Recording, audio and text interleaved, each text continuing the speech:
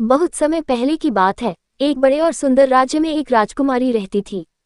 उसकी सुंदरता पूरे राज्य में प्रसिद्ध थी, लेकिन उतनी ही मशहूर थी उसकी घमंडी प्रवृत्ति। उसका नाम राजकुमारी माया था और उसने कभी किसी की बात नहीं मानी, चाहे कोई उसे कितनी ही अच्छी सलाह क्यों न दे।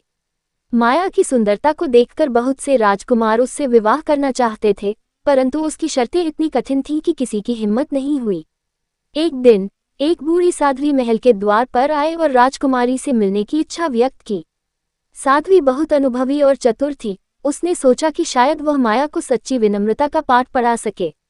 राजकुमारी ने उसका मजाक उड़ाते हुए कहा, तुम्हारे जैसे गरीब और साधारण लोगों की मुझ जैसी राजकुमारी से क्या बात होगी। लेकिन साध्वी मुस्कुराए और बोली, राजकुमारी, एक समय आएगा जब तुम समझोगी कि सच्चा सौंदर्य और महानता विनम्रता में ही छुपी है।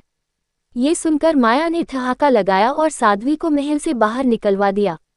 साध्वी ने जाते जाते एक आखिरी बात कही, तुम्हारा घमंड एक दिन तुम्हें अकेला छोड़ देगा, राजकुमारी। इसको समय रहते बदल लो। कुछ दिनों बाद राज्य में ये खबर फैली कि पड़ोसी राज्य का शक्तिशाली राजा अर्जुन जल्द ही माया से मिलने आएगा। राजा अर्जुन का नाम बड़े साहस और न्यायप्रियता के लिए जाना जाता था। राजकुमारी ने सोचा कि वह राजा अर्जुन को भी अपने घमंड से हरा देगी।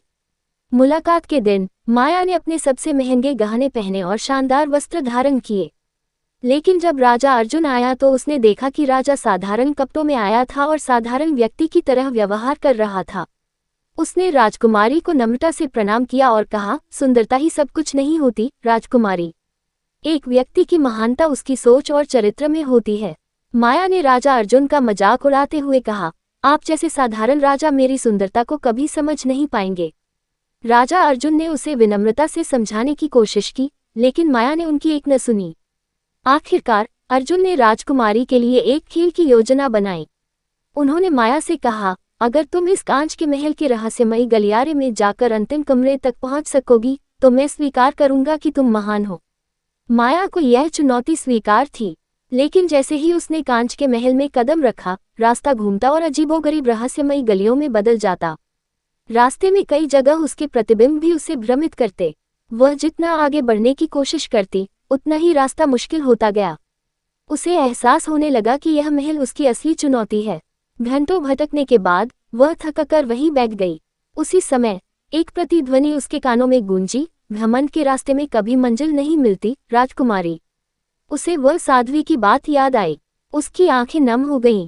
उसने विनम्रता से राजा अर्जुन को याद किया और क्षमा मांगी। अचानक महल का रहस्य खुलने लगा। रास्ता सीधा और आसान हो गया और वह आखिरी कमरे तक पहुंच गई। राजा अर्जुन वहां उसका इंतजार कर रहे थे। माया ने उनसे माफी मांगी और विनम्रता का मूल्य समझा।